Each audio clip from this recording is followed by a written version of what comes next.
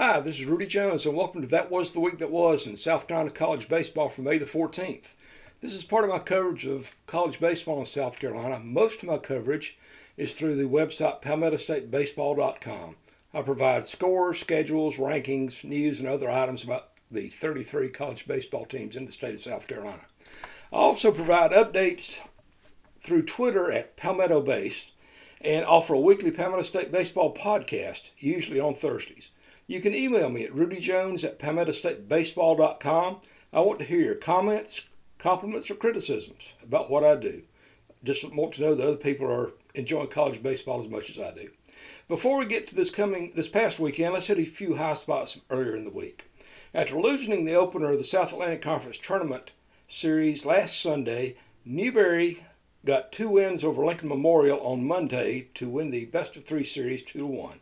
So the Wolves added the tournament championship to their regular season title. It was Newberry's first SAC tournament championship since 1999. That gives them the automatic bid to the NCAA Division II playoffs, which will be announced later tonight, or Sunday night as I'm recording this. Also on Monday, USC Lancaster beat Spartanburg Methodist and Gaston College to register their 3rd and 4th wins over higher seeds during the National Junior College Athletic Association's Region 10 tournament down in Lexington. That forced a winner-take-all game on Tuesday, which Gaston College won to end the Lancers season. Gaston College moved on to be the East District tournament, and we'll talk about that later on. Bob Jones made a cameo appearance in the National Christian College Athletic Association playoffs. They played in the South Regional in Jacksonville, Florida. They lost to Carolina University on Monday. Then on Tuesday, Daniel Williams and Noah Weaver combined on a one-hitter, but the Bruins lost 3-1. Because of 3 unearned runs. It was their 27th loss in 31 games this season. Ends it for the Bruins, their 3rd season since adding baseball. Wofford got a Tuesday win at Georgia State, but Presbyterian, South Carolina, and Winthrop all lost on Tuesday. The 8-5 loss to North Florida was a frustrating one for the Gamecocks. It was their 4th in a row overall, and they left the bases loaded 4 times and stranded 16 runners overall. On Wednesday, Clemson used a 7-run 3rd inning to take control, and they hammered Coastal Carolina down at Conway in a meeting of ranked teams. College of Charleston also won on Wednesday, beating Georgia Southern, and USC Upstate lost at Georgia. Newberry decided to get some championship-level competition in before the Division II playoffs start. They invited Tampa, one of the top programs in Florida, to come up and play. The Spartans are 8-time national champions in NCAA Division II. They beat the Wolves all 3 games, outscoring them 39-15. The first 2 games were not particularly close. Newberry got ahead 10-8 in the 6th inning of the final game of the series, but the Spartans finished strong and won that game 16-11. But still, that's good experience for Newberry. They see what they've got to do to be competitive and succeed against some of the top teams in the country. On to the weekend. The hottest team in the state continues to be Clemson. I kept them as the number 1 team in my state rankings for NCAA Division I teams. Didn't see any reason to change it. The Tigers swept Virginia Tech, running their streak of ACC series wins to 6. They've won 8 straight games overall. They're 17-3 in their last 20 games. They're red hot. The Hokies took an early 3-1 lead in the Friday game before Clemson scored 8 runs in the 5th and went on to win 15-4. Game 2 was tied 4-4 in the 9th inning until Clemson scored 5 runs. Well, Clemson wins 9-4, right? No, you're wrong. But get to the bottom of the 9th, Virginia Tech scores 4 runs. They have the bases loaded with 1 out, and they hit an infield grounder. On the play, the runner going from first base to second plowed into the Clemson fielder as he tried to make the relay throw. The throw was late. Hokies fans thought they had tied the game at 9-9. But the base runner going into second base was called out for interference, automatic double play, end of the game. Clemson wins 9-8. On Sunday, the Tigers wrapped up a 9-6. The Hokies got a couple runs late, and they had a potential tying run at the plate in the 9th when Tristan Smith struck out the final batter of the game. Wake Forest did wrap up the overall and Atlantic Division titles in the ACC by taking 2 of 3 at Florida State. That Saturday loss by the Seminoles, by the way, knocked them out of the ACC tournament picture and guarantees their streak of consecutive NCAA appearances will end at 44 consecutive years. Now, tournaments, excuse me. There was no tournament in 2021 because of COVID. That leaves the Seminoles in a tie with Miami for the longest streaks of all time, 44 consecutive tournament bids. Lots of folks would like to have that. And as an aside, it's hard to believe that with all those tournament appearances, more than 50 overall, Florida State has never won a national championship in baseball. Hard to believe. But Clemson is in excellent shape to be the third seed for the ACC tournament. The Tigers are 17-10 in the ACC, and that's a game better than Coastal Division co-leaders Miami and Virginia, who are both 16-11. But the two division winners get the top two seeds. So if Clemson can take care of business against North Carolina this weekend at Doug Kingsmore Stadium, they very well could be the third seed for the ACC tournament coming up later this summer. North Carolina, by the way, is coming off a sweep of NC State, so they've had an up and down season, but they dangerous team. Clemson I'm sure, will be ready though. South Carolina had a 1-3 week, but the Gamecocks did start getting some better starting pitching, and also got some of their injured players back. They lost at North Florida, as I mentioned. Some of the injured and hurt players that were absent really hurt them. I counted 5 plays where a replacement or a player playing out of position was unable to make a play that I felt confident that the regular probably would have made the play. No 100% guarantee, but it's just that inexperience, lack of mobility, and some other things kind of hurt a couple of times for the Gamecocks. But back to this past weekend. After losing the series opener at Arkansas, despite a 10 strikeout performance by Eli Jones, Jack Mahoney had a great outing for the Gamecocks on Saturday as they won that game to even the series. Matthew Becker did an okay job on Sunday, and the main problem was the Gamecocks just could not score. They had a couple of early threats, a line-out double play hurt them in one inning. They eventually got a run, their first extra base hit of the weekend, on a home run by Will Tippett. Will is a light-hitting second baseman. He's hit 3 homers in the past few weeks. It's a surprise. But after that, the Gamecocks bats pretty much went silent. Credit Arkansas pitcher Hunter Holland. He retired 20 of the final 21 batters he faced. But as I mentioned, the Gamecocks did get some players back. They were able to move Talmadge LeCroy back over to third base. He had been limited to second base or DH. They got Braylon Wimmer, who's a shortstop. It's been out for a while with a hamstring injury. He was able to DH against the Hogs. So perhaps they'll be getting some of their players back to regular positions before long. Also, Will McGill has pinch ran a couple of times. He has not started since suffering a broken hand in the Georgia series, the first weekend of the ACC schedule.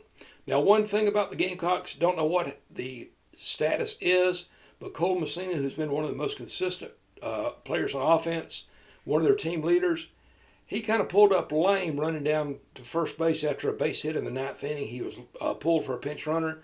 Don't know how severe it is. It looked like to me one time he kind of waved the trainer off, but they did take him out. But if they lose him, that's going to cause them some problems. The Gamecocks are playing host to Tennessee this coming weekend. Tennessee is a game and a half behind Carolina. In the race for the top 4 seeds for the SEC tournament, the top 4 teams get a first-round bye. They don't have to play in the single elimination first round on Tuesday. Right now, the standings are Arkansas's number 1, Florida's number 2. It's one of those situations, too, where the 2 division champs get the spots. The 3rd spot goes to Vanderbilt. The 4th spot goes to LSU. Carolina is a game and a half behind brain cramp.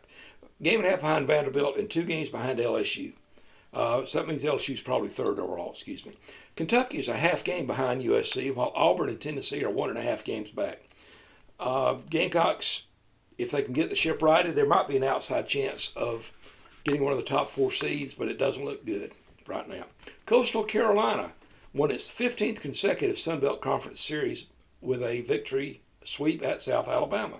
The Chanticleers remain tied for first place in the conference with Southern Mississippi, which swept a series against Louisiana Monroe. Both of those teams are 20-7 going into the final weekend. 3rd place Louisiana is 3 games back at 17-10, and they could catch Southern Mississippi as they're playing each other head-to-head. Coastal Carolina, meanwhile, has a home series against last place Marshall. If Southern Miss stumbles at all, you got to feel good that the Chants have got a great chance to win the regular season championship and top seed for the Sun Belt tournament. College of Charleston had a good weekend. They took 2 of 3 against Colonial Athletic Association leader UNCW. The Cougars right now are 17-10 in the league. They're one game behind both UNCW and Northeastern. Northeastern trails UNCW by percentage points in the standings. But the Cougars are in 4th place. Elon has a half-game edge over Charleston. The Phoenix are 17-9. College of Charleston is at Northeastern this weekend. They win that series head-to-head. They should be in good shape. William and Mary is at UNCW. That's a difficult one. I believe the Tribe is in 5th place. And Elon is at Hofstra. But the Cougars need to take care of business against Northeastern to have a good chance. In the Big South Conference, USC Upstate took 2 of 3 at Charleston Southern over the weekend, setting up an important weekend final weekend series against Campbell. The Camels lead the Big South Conference by 2 games over the Spartans and are coming to Harley Park next weekend for a 3-game series. Camels are 21-3 in the conference. USC Upstate's 19-5. USC Upstate must win all 3 games to take the conference championship outright, or win 2 games and have a 3rd game rained out to finish in a tie with the Camels and win via the head-to-head tiebreaker. Any other result, and Campbell's going to win first place for the regular season, but they won it last year. They had a good series. Winthrop and Gardner-Webb are currently tied for 3rd and would be the final 2 teams in the 14 Big South Conference tournament if the season ended today. Winthrop had a 1-2 series at High Point, while Gardner-Webb beat Campbell on Sunday to salvage the 3rd game of their series. Charleston Southern is 1 game behind Gardner-Webb and Winthrop, and High Point is 2 games out. Charleston Southern could climb into the tournament berth with a win at Gardner-Webb. Winthrop is at Longwood next weekend. Presbyterian lost 2 of 3 against Longwood this past weekend, and they're out of the tournament picture. Walford-Sarowitz hopes for the Southern Conference regular season championship, buried under 9 Mercer home runs and being swept at Spartanburg. The Terriers fell 4 games behind the Bears with 3 games remaining. Samford played a non-conference series against Kansas and fell 1 game behind Mercer, but the Bulldogs and Bears meet next weekend in Macon for the conference championship. The conference tournament, of course, is in Greenville later this month. I've got up-to-date standings for all the NCAA Division I conferences involving state teams at PalmettoStateBaseball.com. Don't forget all the conferences with state teams involved have a Thursday through Saturday schedule this week to give them an extra day's rest for the conference tournaments beginning the following week. Florence Darlington Tech missed out on a chance for an NJCAA World Series bid after taking the first 2 games of the East District Tournament in Gastonia. The Stingers lost twice to the host Gaston College Rhinos on Sunday.